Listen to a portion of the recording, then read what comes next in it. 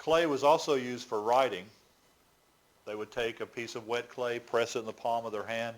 Most clay tablets are about 4 inches long on average, and that would fit neatly into your hand.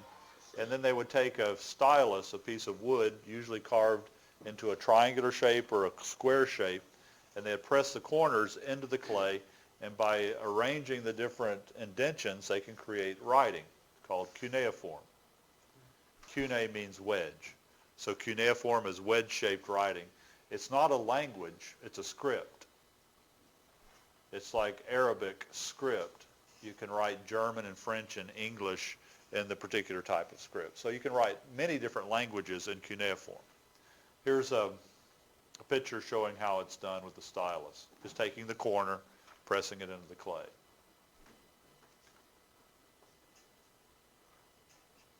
When you look at some of the earliest tablets, it's interesting that they're not great philosophies.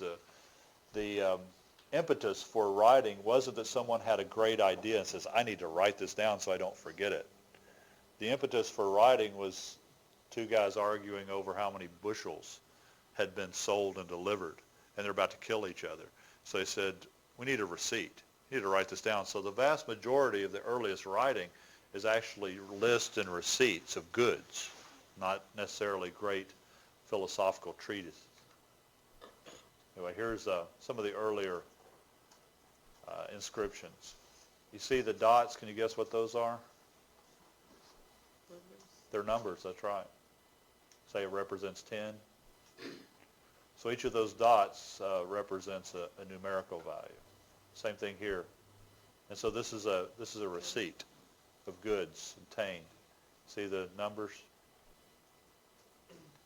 It's like when you're playing dominoes, you have like the line, the X.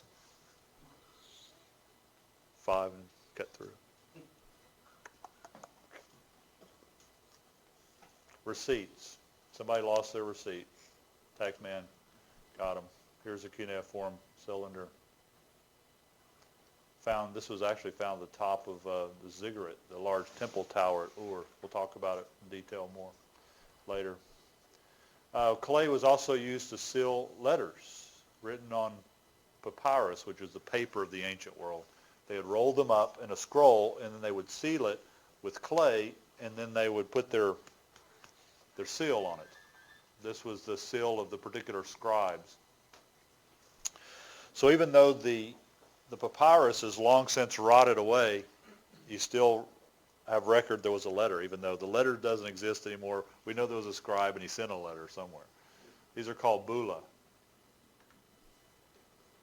Here's a bulla that was found in Jerusalem and has the name Barak on it, which is interesting to biblical scholars because the Bible mentions a scribe named Barak. He was the scribe for Jeremiah. And this is from the time of Jeremiah. And it's in Jerusalem where Jeremiah was with his scribe Barak. And so some believe that this may be a bulla that was impressed by the very scribe that wrote Jeremiah and Lamentations, his amanuensis. Something to keep in mind, because when you think about the biblical text, we think, well, you see the biblical writer sitting there writing it himself. But chances are they had a professional scribe that wrote it for them, and they would dictate to them. Anyway, this is a silver ring that was also found in Jerusalem with the name Barak on it.